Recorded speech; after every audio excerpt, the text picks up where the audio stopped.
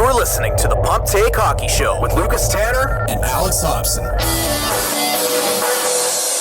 Welcome back to Pump Take Sports. This week we're going to be changing up a little bit. Instead of talking about our typical hockey talk, we're going to be discussing our baseball previews for the playoffs and the awards by the end of the season. So to start us off, we'll be talking about what we think the division winners are going to shape up as, and which teams are going to end up making the playoffs, wild card teams as well. We'll also go through our MVPs for both the National League and the American League, the Cy Young Awards, and the Rookie of the Year. By the end of the video, we'll be able to tell you who our official Pump Take Sports prediction for the World Series this year will be. So to get us started off, we'll start off with our usual Beer of the Week segment that we started up a few weeks ago. This week, we're going to be doing a little bit of a local craft brew. This is actually from Ontario's first ever craft brewery. At least that's what they self-promote themselves as. Waterloo Brewery IPA. Let's give it a that right into the mic.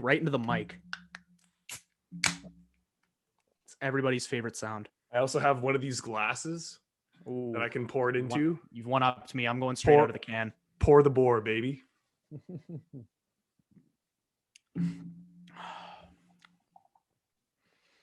Should we start off with division winners here or awards, do you think? I'm good to start off with we can start with division winners because you and I did that one together. So all right. So we'll start off with the American League here, the division of our beloved Toronto Blue Jays. For the American League East, I selected the New York Yankees to win the division. I know that, unfortunately, I guess to preface this, we didn't get around to getting our predictions out there before the season got started in the first place. But better late than never, and it's good to be able to sort of predict it before the season gets into full swing too much. But anyway, so the New York Yankees I have finishing first in the American League East. I know that the Boston Red Sox are off to a very hot start, but to be honest, I'm not a really big fan of the depth that they have in their roster. Their pitching staff doesn't strike me as one that can really take the team as far as they may have shown in their hot start thus far. But the Yankees have the highest payroll in the league, and I like the way that the Yankees are just strong at every single position. And I think the Yankees are one of the stronger favorites to win the World Series this year. I would agree. Yeah. I mean, the Yankees pitching has been a little bit suspect this year, at least to start the year, but in a 162 game season, when we're only 20, 21 games deep or something like that, it's kind of hard to really deem anything as a concern. I think the Yankees, you're right. They overall have the best and the deepest team of anyone in the AL East. And I think Boston's pitching is going to catch up to them at some point. Pains me to say it, but New York baseball and New York teams in general, but primarily the Yankees, do not take losing seasons lightly. So I can't imagine they're going to be any lower than second place by the end of the year. Yeah, I think the Yankees are about as much of a lock as we could find for a playoff team by the end of the year. It is going to be a tight division, though, in the American League East. There are a lot of competitive teams. We saw the defending AL pennant winners, Tampa Bay Rays. To be honest, I don't even have them making the playoffs. And then you've got the Boston Red Sox, who are off to a hot start, and the young and up and coming Toronto Blue Jays. So it's going to be an exciting to see how this division shapes up by the end of the year. All right, let's move on to the American League Central. For here, I've chosen the Chicago White Sox to win the division. I think they're kind of the overwhelming favorites in this division to come out on top.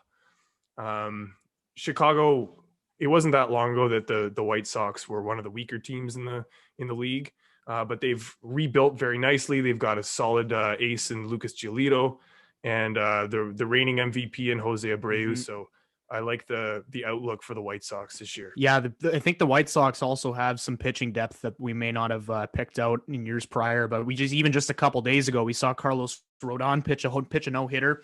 They've got lots of young, exciting offensive talent as well. Luis Robert, Eloy Jimenez. I know Jimenez just suffered an injury that might keep him out for most of the year, but Nick Madrigal, You've got and like you said, Jose Abreu. They've just got a very well-rounded team, and the AL Central is probably the weakest division in the AL.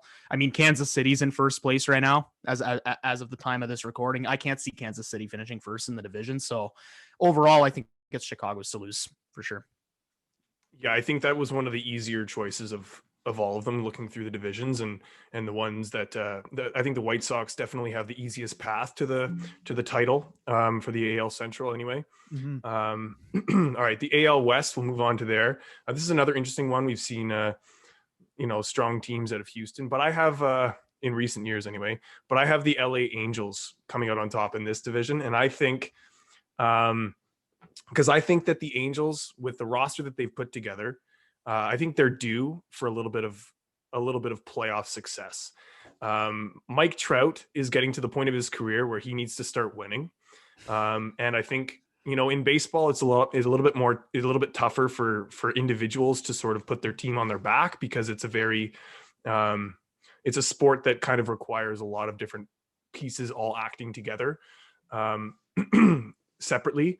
But I think that this year, with Mike Trout and the way that Shohei Ohtani has been playing so far, he looks like the most amazing specimen of a baseball player I've ever seen in my entire lifetime. And I think he's probably the most amazing since like Babe Ruth. Mm-hmm.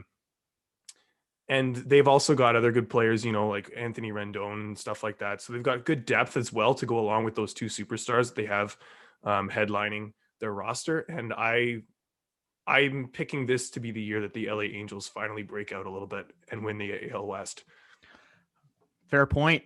This is where our first disagreement will come into place, because I've got Oakland winning the AL West. I just really like the A's as a team. I think at the time of this recording, they're on a 13-game winning streak or something ridiculous like that. And when I'm looking at their record as of now is 14-8.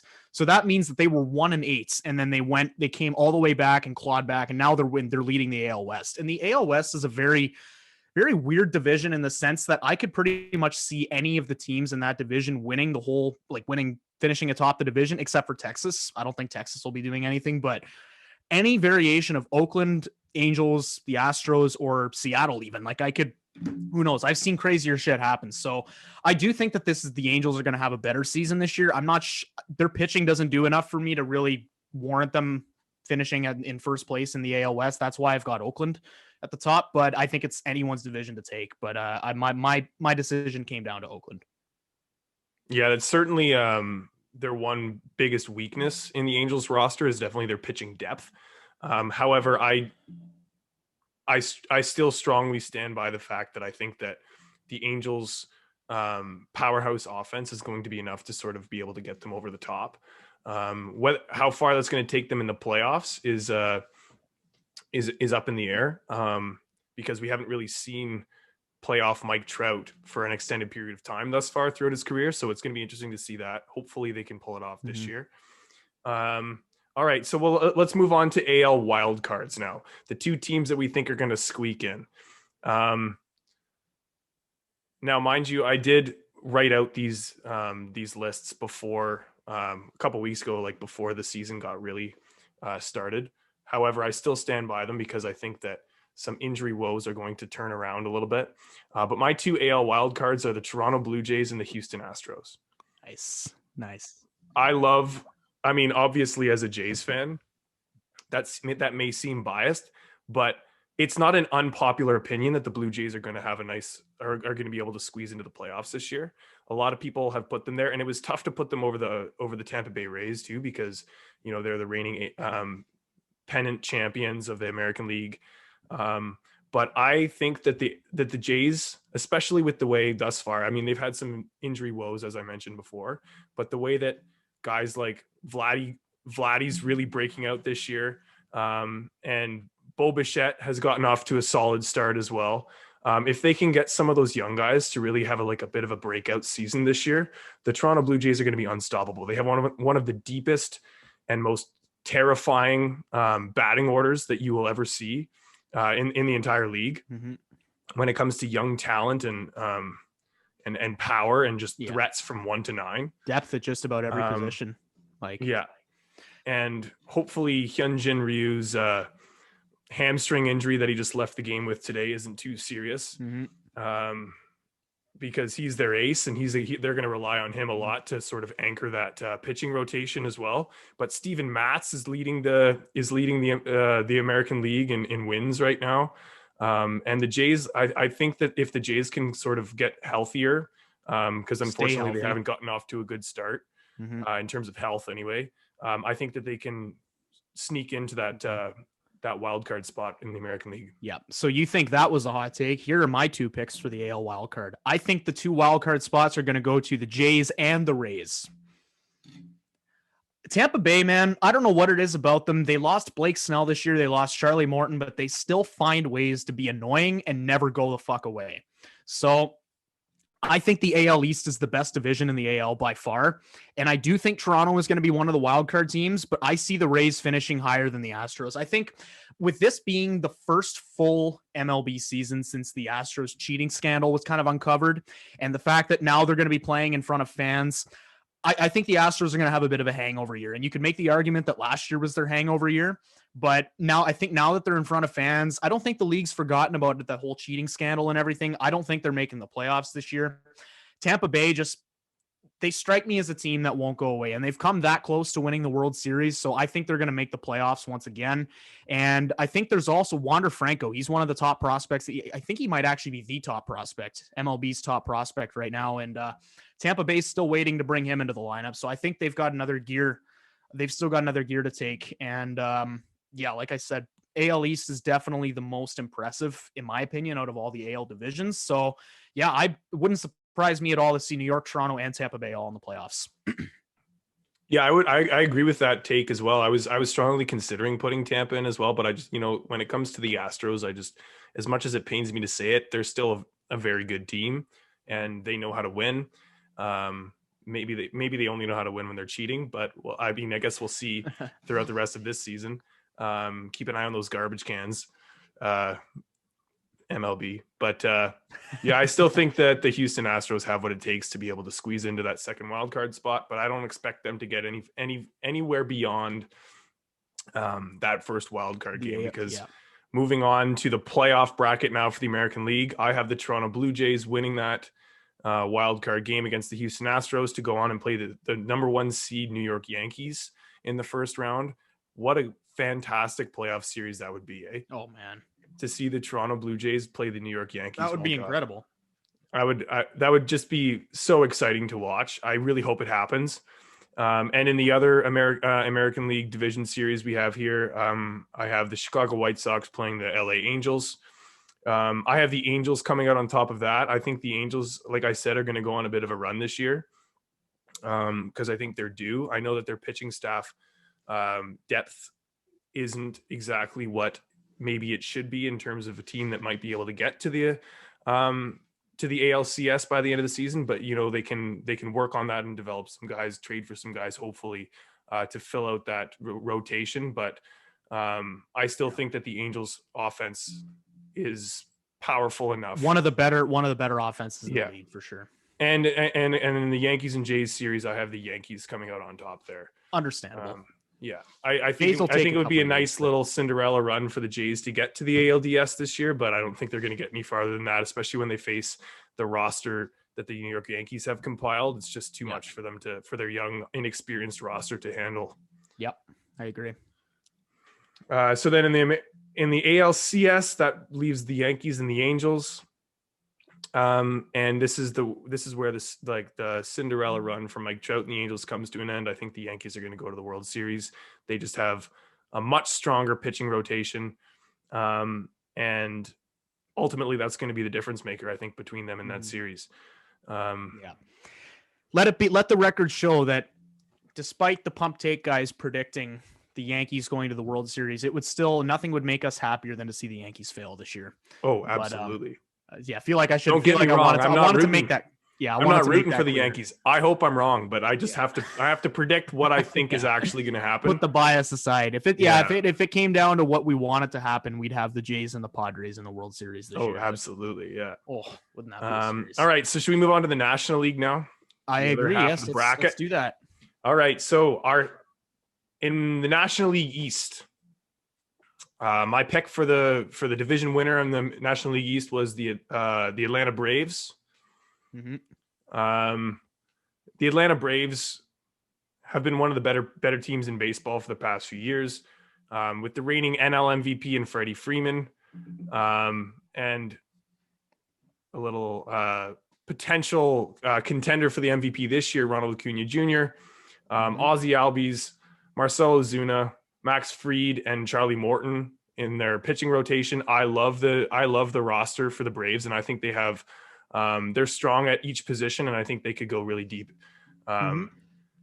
Particularly in the regular season, I think they're going to finish on top of the NL East. This was a very tough decision for me to make because I had Atlanta winning the division at one point as well, but I changed my pick last second, and I think the NL East top team by the end of the year is going to be the New York Mets. And I just truthfully think that trade that they made for Francisco Lindor and Carlos Carrasco is going to pay off in a big way for them in the end. And also, I didn't think this was possible after last year, but Jacob deGrom is clearly on another level somehow this year. He just broke his own record for the amount of strikeouts in a game. I think he had 15 strikeouts in his last start. He pitched a complete game. Jacob deGrom is just an absolutely unbelievable pitcher. I think he's the best pitcher league-wide. And I think now that they finally have some support behind him with Francisco Lindor, and I won't include Carrasco in that because he's a fellow starting pitcher, but I think they've added enough pieces this offseason where I could see them coming out on top in the division. Yeah, I couldn't agree more. I mean, in terms of your Jacob deGrom take anyway, I think he is hands down the best pitcher in baseball at this point, especially with guys like Scherzer and Kershaw sort of simmering down, starting to decline a little bit with age. But yeah, Jacob deGrom seems like the most dominant pitcher this season and in the past few seasons as well. So with pitching like that, I agree with you, and that the trade that they made, or the additions they made with Lindor and Carrasco, certainly fill out their lineup well. But I still had to stick with the Braves. National League Central. I'm kind of banking on a bit of a bounce back resurgence year here from the team that I picked, but I picked the Milwaukee Brewers. Yeah. Christian Yelich and the Brewers as a whole had a bit of a slump down year last year. But I still think Christian Yelich is one of the most talented players in baseball. And I think that he's due for a bounce back year this year. And I also, I have them sitting on top of the NL Central. And I also found that division didn't have another powerhouse team that really stood out to me as being a lock necessarily to win the division. I'm interested to hear what you had to say. So the NL Central, again, this is a decision that was very tough for me to make because Milwaukee, I think, is due for a bounce back year. And it's kind of tough to say that there are many other teams that are much better than them. However, my pick to win the NL Central is the St. Louis Cardinals. And I just think that, if you trade for Nolan Arenado in the offseason, you don't have your sights set on anything lower than first place in the NL Central. And I think they may have had that in mind when they traded for Paul Goldschmidt a couple years ago. Haven't necessarily gotten to that moment yet, but now they've got Arenado as well. And on top of that, they also have one of the top prospects in the NL, Dylan Carlson, who's starting to become a regular contributor for them as well. So I don't know. This one really could have been a toss-up for me. I could have gone with either Milwaukee or St. Louis, but I'm giving the edge to St. Louis just because I think that move for Arenado was a statement move and one that kind of sets the tone for what they're expecting out of their team this year. And I think even though they're second in the Central right now, I think by the end of the year they're going to heat up and they're going to win the Central. But that's just my take. I think it all comes back to Arenado. Yeah, the Arenado addition was great. And he's definitely been proving so far this year that he's not just a product of the thin air up in Colorado. Yeah. He can actually play baseball. So yeah, and that's why I have St. Louis as one of my wild card teams. But I just was banking on the Milwaukee's resurgence to the Brewers we saw from a few years ago. The National League West, I have the Dodgers winning this division this year. And the interesting thing about the NL West is I think that the two best teams in baseball are in the same division, and that's the Dodgers and the Padres. And I think it's going to be a great narrative to watch throughout the course of this season as to which team is going to win that division. And I think they're going to be duking it out all season, and it's going to be great entertainment to watch, because these are two of the most stacked, exciting rosters in baseball. You've got your defending World Series champions in the Dodgers and the young up and coming Padres, who have just made some fantastic additions throughout the offseason. So I like the Dodgers to win the division slightly over the Padres. And as I mentioned before, I have St. Louis in the wild card, but I also have the Padres in the wild card as well.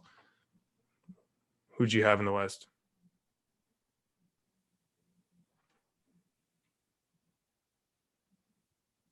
Mm-hmm. Yeah, you know what? I agree with you 100% in the sense that it really came down to either the Padres or the Dodgers to win the end, because San Francisco's kind of contending. They're in second place for whatever reason in the West right now, but I think San Diego went out of their way and they added Blake Snell. They added Yu Darvish over there. They've got, I think, the best rotation in the majors right now. So my pick would definitely go to San Diego, but sorry,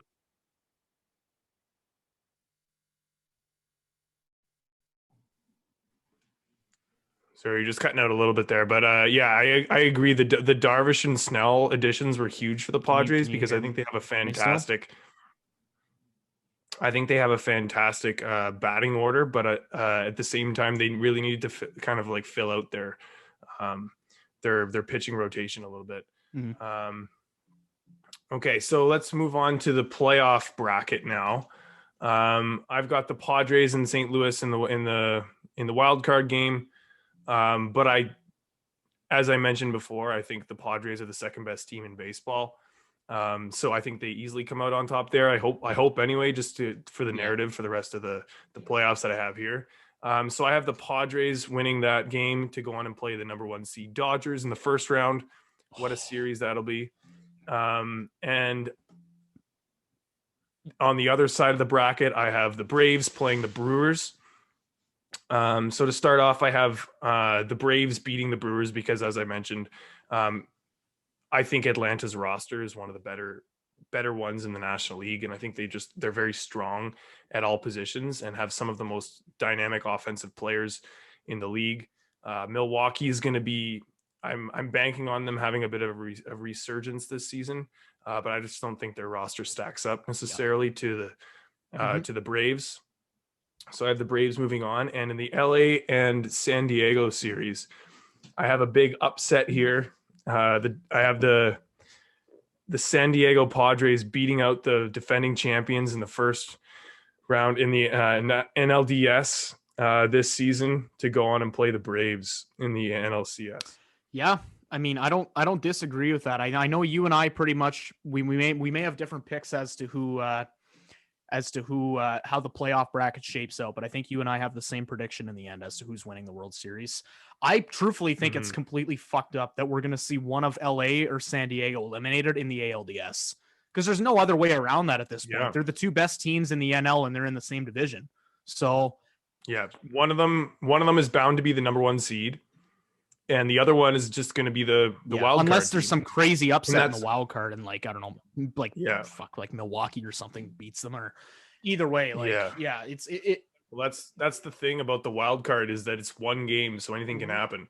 Call it what you want. I think it's a bit of a flaw in the way that Major League Baseball is kind of like set up, but you know what can you do? Hopefully, I would love to see that Dodgers and Padres series in the NLDS.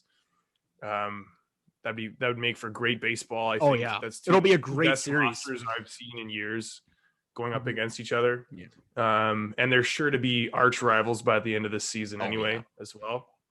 So I have the Padres winning that series to go on and play the Braves in the NLCS, and I have the Dodgers moving on from there sorry, not Dodgers. I have the Padres moving on from there to go and play the Yankees in the World Series. So you heard it here first. Pump Take Sports official prediction: the New York Yankees versus the San Diego Padres in the World Series, and our World Series champions, San Diego Padres. I would love to see this happen. I absolutely love the Padres roster, with Fernando Tatis and Yu Darvish and Blake Snell and all these exciting players. Manny Machado. Yep. I've got like 5 Padres on my fantasy team. I'm They're really into the Padres, and I hope they can pull it off, because it would be great to see a city that's kind of been stricken by bad luck in the sports world throughout their entire ever since they changed their jerseys and they started running with the gold and brown.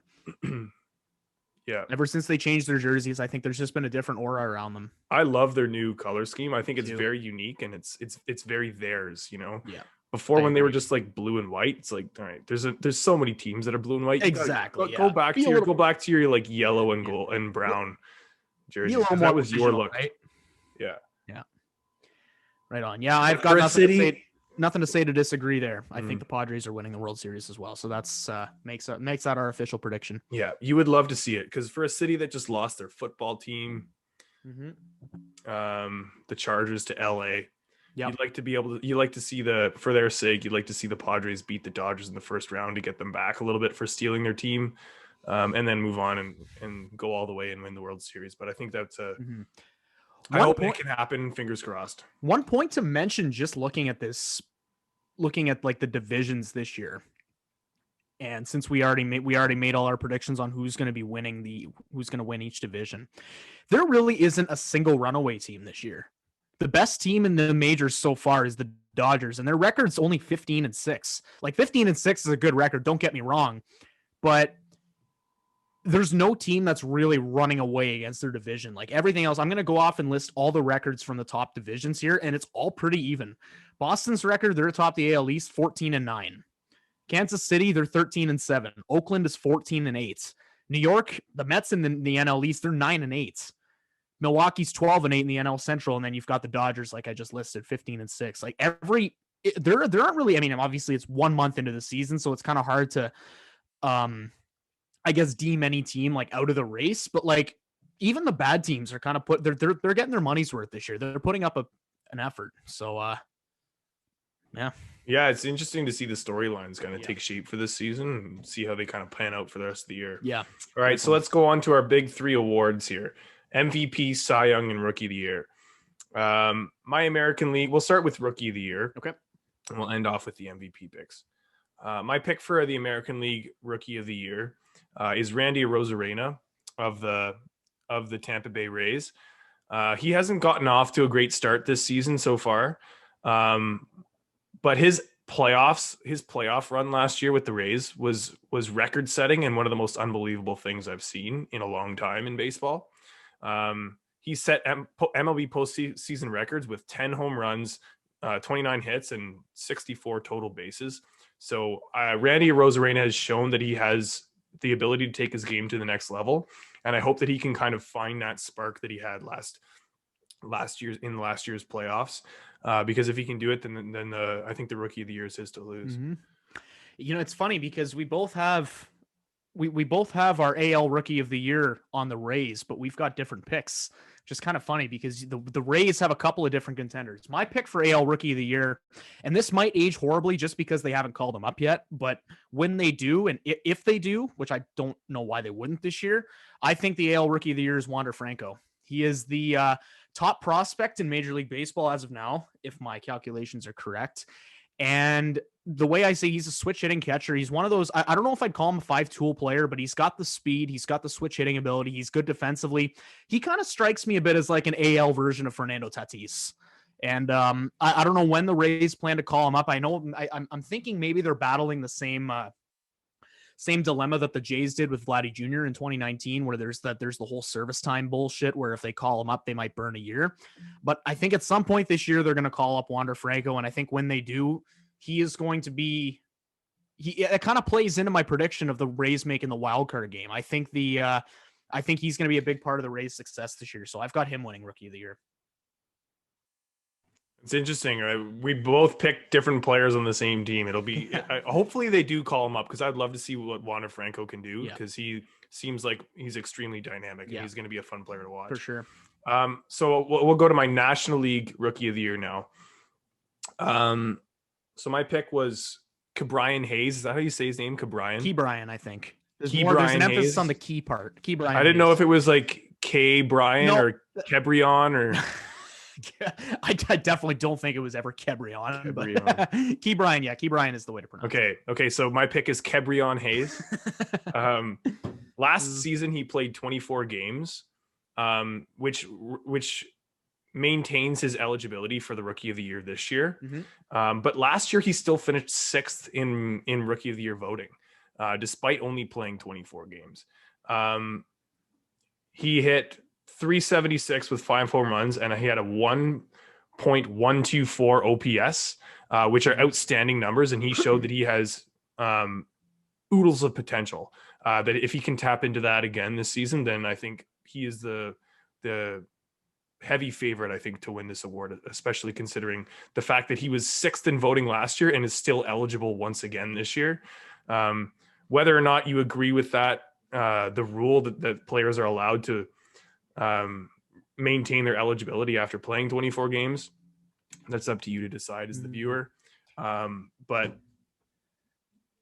the way he showed that he can play last season was outstanding during his small stint, and I think it's his award to lose. Yeah. So I went in a different direction for the NL Rookie of the Year. Ke'Bryan Hayes, I think, definitely has some of the highest potential to get that award this year. But for my pick, I went with the guy who also happens to own my favorite name in the major leagues, Marlins pitcher Sixto Sanchez. He got off to he had a good season last year. I think he finished with an ERA of 3.46, it says. So that's a respectable number considering he only pitched in 7 games. That's a respectable number to carry. He hasn't played a game yet this year, but he's nearing a return, and he is just one of the most exciting pitchers I've seen. He's got a sinker that can get up to 100 miles an hour. He's a total strikeout pitcher, and I truthfully think the Marlins have their ace in this guy. Like he's going to be their ace for years to come. I think he's going to give the Marlins what they were going to get out of Jose Fernandez before he tragically passed away a couple of years ago. I think Sixto Sanchez is going to be the next ace in Miami, and I've got him taking home Rookie of the Year this year. I like that pick a lot. Yeah. He was definitely a guy that I considered as well. All right, let's move on to our Cy Young picks. Yeah. These should be interesting. Mine aren't too eye popping in terms of being hot takes. neither are mine. So I'm pretty sure we might just have the same pick. Yeah. So my American League Cy Young prediction is Garrett Cole. Oh, okay. No, different from mine. Different. All right. Yeah. So I think Garrett Cole is one of the most dominant pitchers in the league. And he has yet to win a Cy Young, if I'm correct. Okay. I think he's due for it. He's the Yankees ace, and he's going to have certainly when it comes to the old head voters for this award, they like to see those wins in the win column. So I think when it comes to being the ace for the Yankees and having that sort of run support that Garrett Cole is going to get, and also in terms of the dominance that he has from the mound, I think he's going to be able to put up the stats that those voters like to see. And I think he'll win his first Cy Young this year. Right. Who did you have? I went with a bit of an easier pick. I thought when you said that neither of your picks were going to be super hot takes, I thought for sure we would have the same guy, but evidently we do not. So my AL Cy Young pick is Shane Bieber. I think he's just he won the Cy Young last year, and he looks like he hasn't missed a step this year. I think in the same sense that Mike Trout is the only reason the Angels are in the conversation for anything year after year, I think Bieber is going to be the only reason that the Indians are in the soon to be known as the Cleveland baseball team. I think they're the only. I think Bieber's the only reason that they're going to be talked about this year, because I don't have Cleveland making the playoffs. I know you don't either. But Shane Bieber took home the Cy Young last year, and he's sort of in the same position that DeGrom was in last year, where he's such a good pitcher, but he just doesn't have the support to really, kind of push him to the playoffs. Having said that, Shane Bieber is just a super dominant pitcher, and I think he's sort of like the AL's version of DeGrom. So I've got him taking on the Cy Young. I don't think there's anyone better in the AL personally. Yeah, and I think our National League pick might. Do we even have to talk about it? If we're leaning the same direction? So I'm taking Jacob DeGrom. Yeah, because as we've mentioned previously in this very video, Jacob DeGrom is one of the most dominant pitchers. He is the most dominant pitcher in baseball right now. And the interesting thing is, like, a few years ago when Jacob DeGrom won his first Cy Young Award, I believe he finished the season 8-9. That was his record. Because he had one of the worst run supports for an ace that in a very, very long time. I don't have the exact year on me. But anyway, so his record was 8-9, and he was one of the first pitchers in decades to win the Cy Young Award with a losing record. And the fact that people were doubting his case to win the Cy Young that year just because of his record, despite the fact that he was he was the most dominant pitcher by far, by a mile that season. And he 100% deserved the award. Just the fact that he had a losing record made people hesitate to sort of make him a shoe-in for the award. And that just goes to show the old head mentality when it comes to voting for these awards. I agree. Yeah.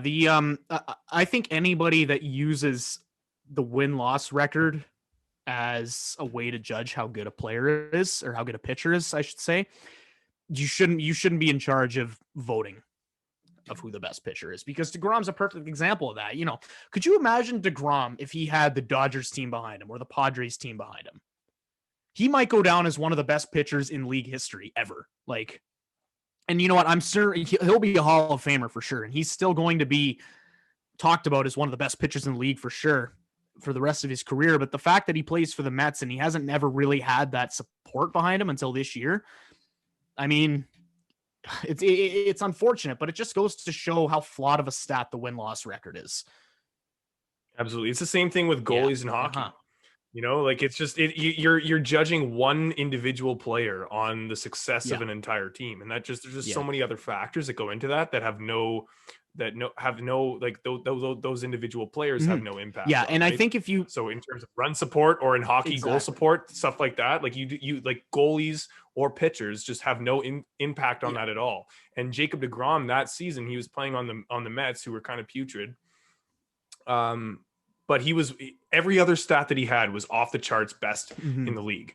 The fact that he had but then just the fact that he just wasn't able to win games, but it was the Mets that were losing. It wasn't Jacob DeGrom necessarily. Yeah, no, it definitely wasn't DeGrom. Do you know how many times last year he pitched into the 7th inning with like upwards of 10 strikeouts and they lost the game because their bullpen blew it? Yeah. Like anyone that your pitcher can only be, like, in terms of win-loss, your pitcher is only as good as the rest of your team is.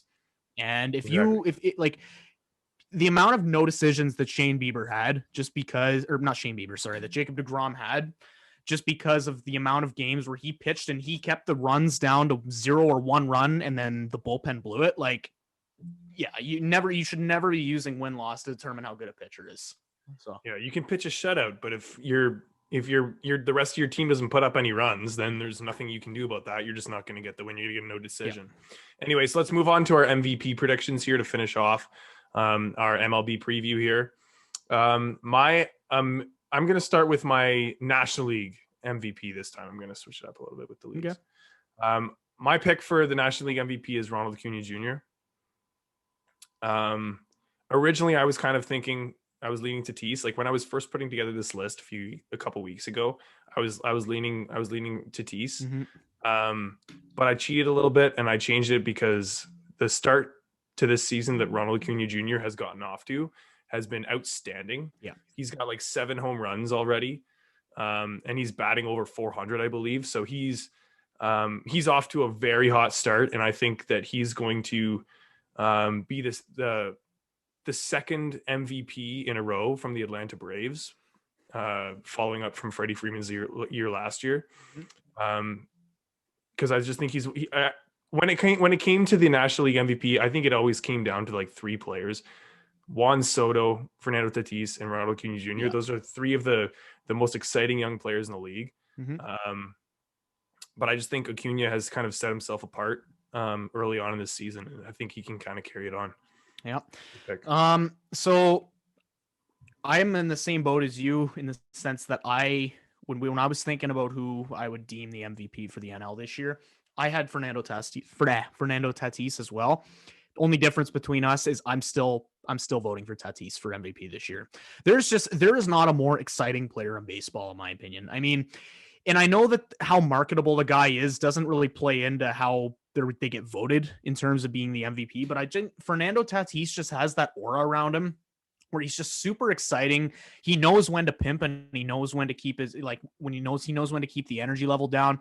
And he got off to a bit of a slow start, which I think kind of hindered a lot of people's opinions on him. But I think by the end of the year, when all said and done, yeah, he was injured for a bit too. Yeah, that's right. So I think by the end of the year, when all said and done, Tatis is going to take home MVP for the NL. He's good defensively. He's amazing offensively. He can hit for power. He can hit for contact, and he's just such an exciting player to watch. Like any even if you're not even a baseball fan, you would want to tune into a Padres game just to watch Tatis play. And he's got that effect that not too many other guys have. So he's my pick for NL MVP. Yeah, the thing I wanted to say about Tatis is that I think that he is going to be, I hope anyway, that this is he is the future of baseball.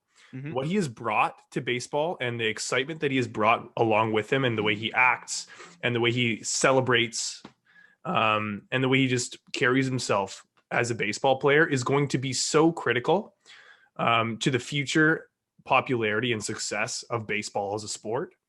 Yeah.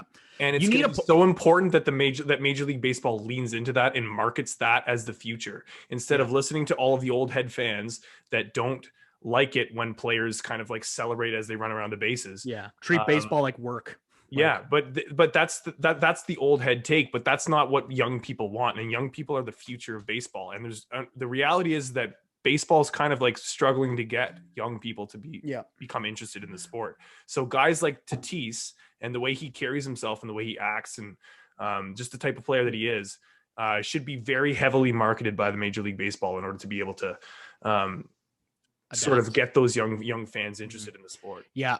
So with us primarily being a hockey podcast, I'm going to make a comparison here.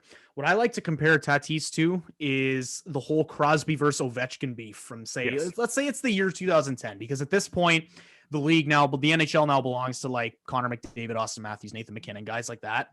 Crosby and Ovechkin isn't as much of a heated debate as it was at one time.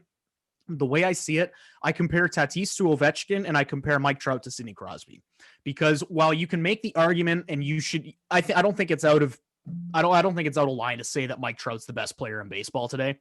Like you can make an argument for Tatis, you can make an argument for Acuna or Soto, but Mike Trout is still known as one of the GOATs across the league. But the difference between him and Tatis is that Trout is not overly marketable. He's a very humble player and he doesn't really pimp. He kind of appeals to the old heads in that sense where he doesn't pimp home runs and he won't celebrate. And that's not really a knock against him because that's just the way he carries himself. But you need a guy like Tatis to show up and be that flashy player and kind of have that swagger, even though he's not, like when I say have that swagger, I mean like he's allowed to have that swagger because he's that good. We're not talking about a guy who's just, pimping everything and he hits like 270 with 20 bombs every year. Like Tatis, I see him a lot like what Ovechkin was in the league back in 2010. And I see, I think that's just going to be huge for the sport. And I think he's definitely one of the faces of baseball in the future. Yeah, he's a superstar that brings eyes to the sport. That's very important going forward for baseball. So to finish off, we'll talk about my American League MVP pick. I'm curious to see what yours is, but mine is Shohei Ohtani. Is yours that as well? Mine is not Ohtani. Interesting. Okay. Mm-hmm. Here's what I wanted to say about Shohei Ohtani. I think that there has never been, assuming that he maintains his health and he continues to play as both the Angels' ace and one of their cleanup hitters, I think Shohei Ohtani is as much of a lock for the MVP in the American League as we have ever seen in our entire life, and potentially as there has ever been in the history of baseball. And here's why. Most valuable player, the word valuable, when it comes to Shohei Ohtani, is undisputed. Because when you are a player that pitches and is the most talented and ace on your pitching staff, such as Shohei Ohtani is to the Angels, as well as being one of your best and most dynamic offensive players at the plate, it's impossible to argue that anyone else in baseball is more valuable to their team than Shohei Ohtani is. Even if Shohei Ohtani was only elite at one of those things, but still continued to like do the other skill at an average rate. Let's say Shohei Ohtani hit 40 bombs this year, but was like an average pitcher. He put up like a 400 ERA, maybe like a Jacob deGrom 8-9 record, something like that. Numbers that don't stand off the page, but he was an elite hitter. I think he's still your MVP because he was elite at one of those things, and he was also on your pitching staff. So for one individual player to contribute to both of those aspects of baseball is something that we've never seen. And I think the word valuable just should be defined by Shohei Ohtani. I'm interested to hear what your take is. All right. Well, it's very hard for me to argue against a guy who pitches and bats being named the most valuable player, because you're right. If you lose a guy who brings you a good pitching performance and a good offensive performance in the same game, then it's kind of, you're screwed. You're losing two aspects there versus one. So it's very hard for me to argue against that. Having said that, there's just something about this guy this year that's just, it's really appealed to me. And I feel like this wouldn't be a proper show if there wasn't at least one homer pick. I think the AL MVP this year is Vladdy Guerrero Jr. And, I originally had George Springer being the AL MVP, but seeing the start that Vladdy's gotten off to this year and just watching him play, he's hitting 353 with 4 bombs through 20 games so far. And he looks like a different player. He straightened out his batting stance a little bit. He's got a different swing. He's way more patient. He's not striking out nearly as much as he was last year. And, the amount that Major League Baseball hyped this guy up, being the top prospect in baseball and being the son of the legendary Vladimir Guerrero Sr., I think this is the year we finally get to see Vladdy's true breakout season. And if he keeps playing like this, I'm going to have a really hard time not giving him the MVP this year. And the only part about Shohei Ohtani that kind of concerns me a little bit is the fact that I'm not entirely sure if he's going to be sustainable as a pitcher in the long run, because we all know what he can do offensively. But I think there was talks about whether or not he'll be able to pitch every 5 days and hit. I think he had some troubles with blisters in his first year, because I remember people were all pissed off because, I shouldn't say people. Yankees fans were pissed off in 2019 or 2018 or whatever it was.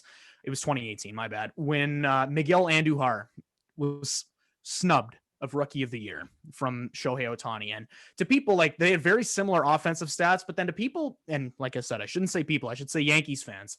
To Yankees fans that got pissed off over that, all I say is, did Miguel Andujar have an ERA of 3-something? No, he didn't. He had a good offensive performance, sure, but he didn't hit and pitch. So I think I think the fact that he hits and pitches definitely poses a better argument than Vladdy. Because if you, like you said, if he keeps hitting and pitching the way he is so far all year, it's going to be hard to argue anybody else. My problem is I'm not sure that I see him doing both consistently all year.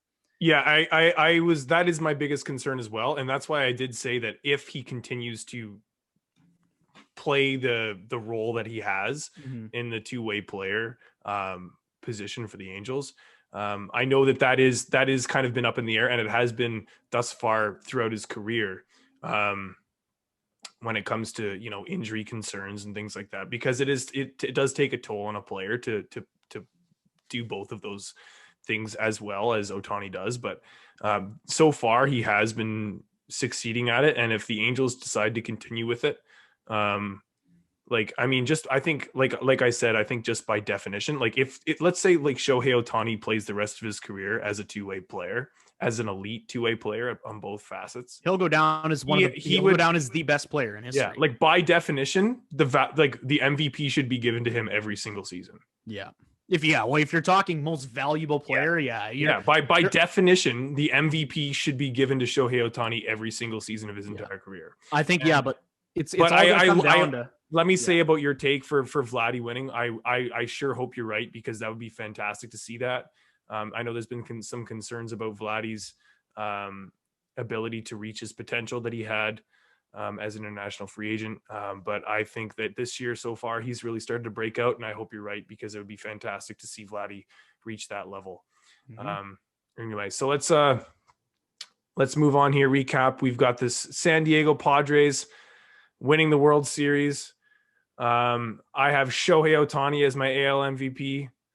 Alex has Vladimir Guerrero Jr. as the AL MVP. I have Ronald Acuna Jr. as my NL MVP, and Alex has Fernando Tatis as his NL MVP. Let's move on to our beer of the week review. Waterloo IPA. I'm getting really into the IPAs recently, and this is one of my favorites. Being local, and the Waterloo Brewery is one of my favorite pub style breweries to go to, tap houses anyway. But that doesn't have to do with my beer. I just wanted to shout that part out as well about Waterloo Brewery. But in terms of the beer itself, Waterloo IPA, I give it an 8 out of 10. It's one of my favorite IPAs. It's not my number one favorite IPA. We'll do that one in the future. But I think it's a solid beer, and it's not too much of an overpowering IPA in the sense that sometimes you get with IPAs like Flying Monkey that are extremely hoppy, that it's almost hard to stomach. But I think this one is a little bit more palatable, so I give it an 8 out of 10. Yeah, and you know what? If you have watched any variation of these Pump Take Hockey videos, or I guess in this case a baseball video, any of the videos with us two, you'll know that I am not a big IPA guy. So for that reason and that reason alone, I'm giving it a 5 out of 10. I don't think it's a bad beer by any means. I think if you're into IPAs, you would enjoy this beer, and you should probably listen to Lucas over me. But for the sole purpose that I've never really been a big IPA guy, I can't go any higher than 5. And that's just because that's my personal taste. I prefer lagers and a nice Pilsner, not really a big IPA guy. So 5 out of 10 for me, but that doesn't mean it's a bad beer. I'm not trying to diss my local brewery, because I do very much appreciate and respect what they do. Yeah, we can do the amber lager. We can do the Waterloo lager another time too, if you want to represent that at some point. To rep it. And they've got some interesting radlers too. I actually bought when I was there today buying this one, I bought the pineapple radler, and they also introduced a watermelon radler, which sounds kind of good. Ooh, but I'm waiting for a nice hot sunny day to drink those, because they're pretty right. Yeah. Anyway, not entirely out of the cold. Well, thanks everyone for tuning in. Let us know what in the comments what you think about our baseball predictions and who you think is going to win the World Series, MVP, Cy Young, and Rookie of the Year. Thanks for tuning in, and tune in next week when we get back to our usual hockey Pump Take Hockey segment. Thanks for watching.